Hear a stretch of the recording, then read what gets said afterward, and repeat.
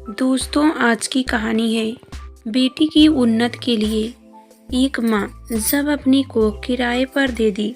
कहानी पसंद आए तो वीडियो को लाइक और सब्सक्राइब जरूर करना। आज नीला का सिर बहुत तेज भन्ना रहा था। काम में भी मन नहीं लग रहा था। रात भर सो न सकी थी।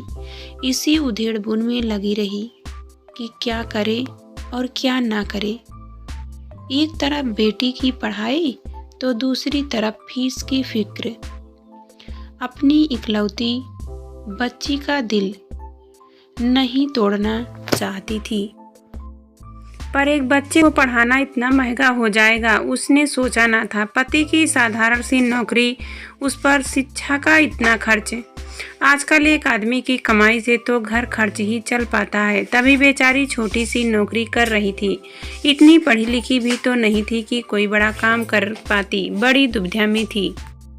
यदि वह सैरोगेट मदर बने तो क्या उसके पति उसके इस निर्णय से सहमत होंगे? लोग क्या कहेंगे? कहीं ऐसा तो नहीं कि सारे नाते रिश्तेदार उसे कलंकिनी कहने लगे? नीला सोच रही थी। तभी अचानक अनीता की आवाज़ से उसकी तंद्रा टूटी। माथे पर सिलवटे लिए क्या सोच रही हो नीला? वही निशा की आगे की पढ़ाई के बारे में। अनीता, फीस भरने का समय नज़दीक आ रहा है और पैसों का इंतजाम है नहीं। इतना पैसा तो कोई सगा भी नहीं देगा, और दे भी दे तो लौटाऊंगी कैसे? घर जाती हूँ तो निशा की उदास सूरत देखी नहीं जाती, और यहाँ काम में मन नहीं लग रहा। नीला बोली, मैं समझ सकती हूँ तुम्हारी परेशानी, इसलिए मैंने तुम्हें सैरोगेट मदर के बारे में बताया था। फिर उसमें कोई बुराई भी नहीं है नीला। जिन दाम्पत्यों के साथ किसी कारण बच्चा नहीं होता, या फिर महिला में कोई बीमारी हो जिससे वह बच्चा पैदा करने में असमर्थ हो, तो ऐसे दाम्पत्य स्वस्थ महिला की कोख किराए पर लेते हैं। जब बच्चा पैदा हो जाता है तो उसे उस दाम्पत्य को सुपुर्द करना होता है। कोख किराए पर देने वाली महिला की उस बच्चे के प्रति कोई जिम्मेदारी नहीं होती, और न ही उस बच्चे पर कोई हक। इसमें उस दाम्पत्य महिला के अंडाणुओं को पुरुष के शुक्राणुओं से निषेचन कर कोख किराए पर देने वाली महिला के गर्भाशय में प्रत्यारोपित कर दिया जाता है। यह कानूनन कोई गलत काम नहीं है। इससे तुम्हें पैसे मिल जाएंगे जो तुम्हारी बेटी की पढ़ाई के काम आएंगे। अनीता, तुम तो मेरे भले की बात कह रही हो, किंतु पता नहीं मेरे पति इसके लिए मानेंगे या नहीं, नीला ने मुंह बनाते हुए कहा। और फिर पड़ोसी रिश्तेदार क्या कहेंगे? नीला को अनीता की बात जच गई। अनीता ने कहा, बस तुम्हारे पति मान जाएं, रिश्तेदारों की फिक्र ना करो।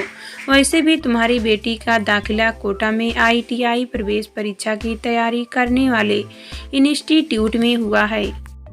वह तो वहाँ जाएगी ही, और यदि तुमको किराए पर दोगी तो तुम्हें भी तो लिटिल एजलेस्ट सेंटर में रहना पड़ेगा, जहाँ अन्य सैरोगेट मदर्स भी रहती हैं। तब तुम कह सकती हो कि अपनी बेटी के पास जा रही हो। नीला को अनीता की बात जच गई। रात को खाना खा सोने से पहले जब नीला ने अपने पति को यह सैरोगेट मदर्स वाली बात बताई तो एक बार तो उन्होंने साफ मना कर दिया, लेकिन नीला तो जैसे ठान चुकी थी। सो अपनी बेटी का वास्ता देते हुए बोली, देखो जी, आजकल पढ़ाई कितनी महंगी हो गई है। हमारा ज़माना अलग था, जब सरकारी स्कूल में पढ़कर बच्चे अच्छे अंक ले आते थे और आगे फिर सरकारी कॉलेज में दाखिला लेकर डॉक्टर, इंजीनियर आदि बन जाते थे। पर आजकल बहुत प्रतिद्वंदिता है। बच्चे अच्छे कोचिंग सेंटरों में दाखिला लेकर डॉक्टरी या फिर इंजीनियरिंग की पढ़ाई के लिए प्रवेश परीक्षा की तैयारी करते हैं। हमारी तो एक ही बेटी है, वह कुछ बन जाए तो हमारी चिंता भी खत्म हो जाए।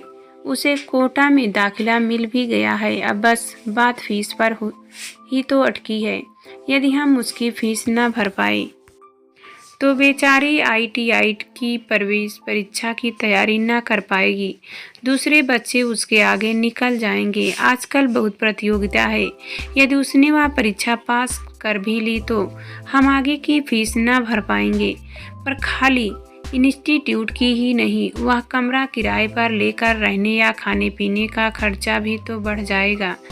हम इतना पैसा कहाँ से लाएंगे? नीला के बार बार कहने पर उसके पति मान गए। अनीता बता रही थी कि कोख किराए पर देने से क्वार्टर 7-8 लाख तक का मिल जाएंगे। फिर सिर्फ 9 माह की ही तो बात है, उसके बाद तो कोई चिंता नहीं। हमें अपनी बेटी के भविष्य के बारे में सोचना चाहिए। पढ़ जाएगी तो कोई अच्छा लड़का भी मिल जाएगा। ज़माना बदल रहा है, हमें भी अपनी सोच बदलनी चाहिए। नीला के बार बार कहने पर उसके पति मान गए। अगले दिन नीला ने यह बात खुश होकर अनीता को बताई। अब नीला बेटी को कोटा भेजने व स्वयं के डिजिटल एजलेस्ट जीने की तैयारी में जुट गई। उसे कुछ पैसे को किराए पर देने के लिए एडवांस में मिल गए। उसने निशा को फीस के पैसे देकर कोटा रवाना किया और स्वयं भी लिटिल एजलेस्ट रवाना हो गई। वहां जाकर नीला एक एक दिन गिन रही थी कि कब 9 माह पूरे हों और वह उस दाम्पत्य को बच्चा सौंप अपने घर लौटे। 5वां महीना पूरा हुआ। बच्चा उसके पेट में हलचल करने लगा था। वह मन ही मन सोचने लगी थी कि लड़का होगा या लड़की। क्या थोड़ी शक्ल उससे भी मिलती होगी? आखिर खून तो बच्चे की रगों में नीला का ही दौड़ रहा है। क्या उसकी शक्ल उसकी बेटी निशा से भी कुछ मिलती जुलती होगी? वह बार बार अपने बढ़ते पेट पर हाथ फिराकर बच्चे को महसूस करने की कोशिश करती और सोचती कि काश उसके पति भी यहाँ होते। उसके शरीर में हार्मोन भी बदलने लगे थे। 9 माह पूरे होते ही नीला ने एक स्वस्थ लड़की को जन्म दिया। वे दाम्पत्य अपने बच्चे को लेने की इंतजार में थे। नीला उसे जी भर कर देखना चाहती थी, उसे चूमना चाहती थी, उसे अपना दूध पिलाना चाहती थी, किंतु अस्पताल वालों ने झट से बच्चा उस दाम्पत्य को दे दिया। नीला कहती रह गई कि उसे कुछ समय तो बिताने दो बच्चे के साथ। आखिर उसने 9 माह उसे पेट में पाला है। लेकिन अस्पताल वाले नहीं चाहते थे कि नीला उसका बच्चा उससे कोई भावनात्मक लगाव हो, इसलिए उन्होंने उसे कागजी कार्रवाई की शर्तें याद दिला दी। उनके मुताबिक नीला का उस बच्चे पर कोई हक नहीं होगा। नीला को ममता चित्कार कर रही थी कि अपनी बेटी को पढ़ाने के लिए उसने अपनी कोख 9 माह किराए पर क्यों दी। ऐसा महसूस कर रही थी जैसे ममता बिक गई हो। वह मन ही मन सोच रही थी कि वाह रे शिक्षा की बाजीकरण, तूने तो एक माँ से उसकी ममता भी खरीद ली।